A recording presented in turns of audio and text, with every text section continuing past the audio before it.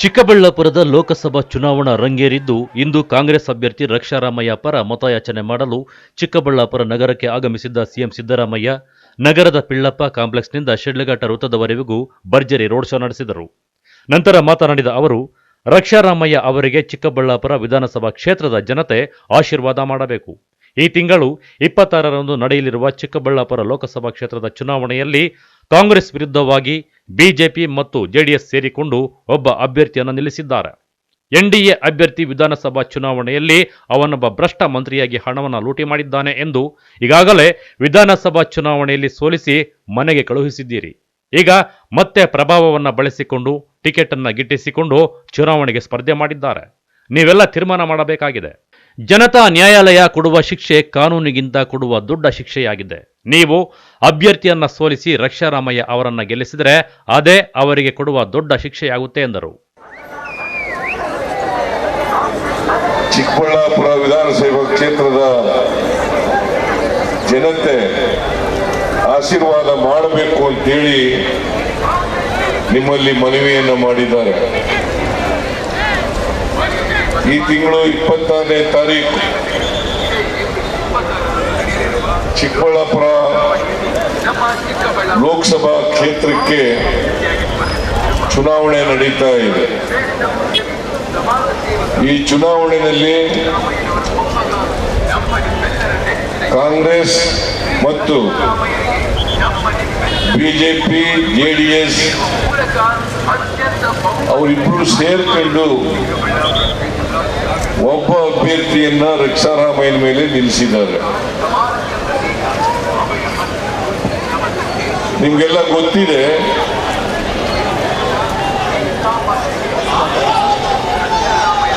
NDA ಅಭ್ಯರ್ಥಿ ಕಳೆದ ವಿಧಾನಸಭಾ ಚುನಾವಣೆಯಲ್ಲಿ ನೀವೇ ಅವರೊಬ್ಬ ಭ್ರಷ್ಟ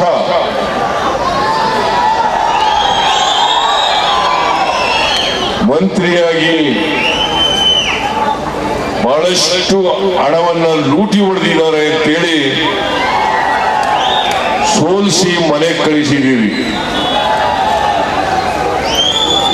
ಈಗ ಮತ್ತೆ ಇನ್ಫ್ಲೂಯೆನ್ಸ್ ಮಾಡಿ ಲೋಕಸಭೆಗೆ ಸ್ಪರ್ಧೆ ಮಾಡಿದ್ದಾರೆ. ನೀವು ಈ ಚುನಾವಣೆಯಲ್ಲಿ ತೀರ್ಮಾನ ಮಾಡಬೇಕಾಗಿರ್ತಕ್ಕಂಥದ್ದು, ಒಮ್ಮೆ ನೀವು ತಿರಸ್ಕಾರ ಮಾಡಿರ್ತಕ್ಕಂಥ ಎನ್ಡಿಎ ಅಭ್ಯರ್ಥಿ ಅವರನ್ನ ಮತ್ತೆ ಲೋಕಸಭೆಗೆ ಕಳಿಸ್ಬೇಕಾ ಈ ಭ್ರಷ್ಟರನ್ನ, ಇಲ್ಲ ಸೋಲಿಸ್ಬೇಕಾ ಅಂತೇಳಿ ತೀರ್ಮಾನ ಮಾಡಬೇಕಾಗ್ತದೆ.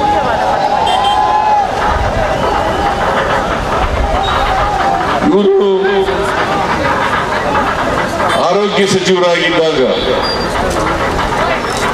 ಕರ್ನಾಟಕ ರಾಜ್ಯದಲ್ಲಿ ಬಹಳಷ್ಟು ಭ್ರಷ್ಟಾಚಾರವನ್ನ ಮಾಡಿದ್ದಾರೆ. ಇವರ ಭ್ರಷ್ಟಾಚಾರದ ಬಗ್ಗೆ ಒಂದು ನ್ಯಾಯಾಂಗ ಆಯೋಗವನ್ನು ರಚನೆ ಮಾಡಿದ್ದೇನೆ. ಅದು ತನಿಖೆ ನಡೀತಾ ಇದೆ. ನನಗೆ ಇರ್ತಕ್ಕಂಥ ಮಾಹಿತಿ ಪ್ರಕಾರ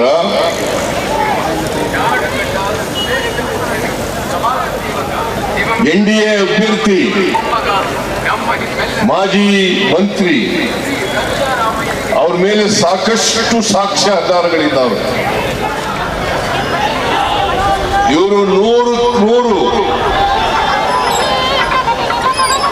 ಭ್ರಷ್ಟಾಚಾರಿ ಅಂತೇಳಿ ತೀರ್ಮಾನ ಆಗಿ ಜೈಲಿಗೆ ಹೋಗಬೇಕಾದಂತ ಪರಿಸ್ಥಿತಿ ನಿರ್ಮಾಣ ಆಗ್ತದೆ. ಆದ್ರಿಂದ ನೀವು ಈ ಚುನಾವಣೆಯಲ್ಲಿ ಆ NDA ಅಭ್ಯರ್ಥಿಯನ್ನ ಮತ್ತೊಮ್ಮೆ ಸೋಲಿಸಿ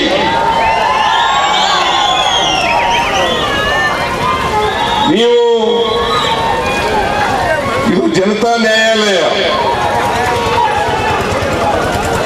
ಈ ಜನತಾ ನ್ಯಾಯಾಲಯ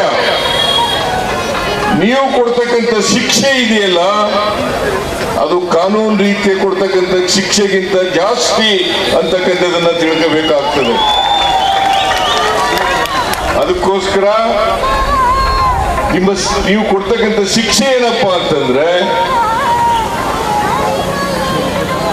NDA ಅಭ್ಯರ್ಥಿಯನ್ನ ಸೋಲಿಸಿ ರಕ್ಷಾರಾಮಯ್ಯನವರನ್ನ ಗೆಲ್ಲಿಸಿದ್ರೆ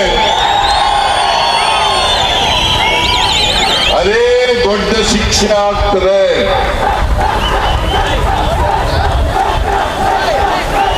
NDA ಅಭ್ಯರ್ಥಿ ಅಂತವರು ಭ್ರಷ್ಟರು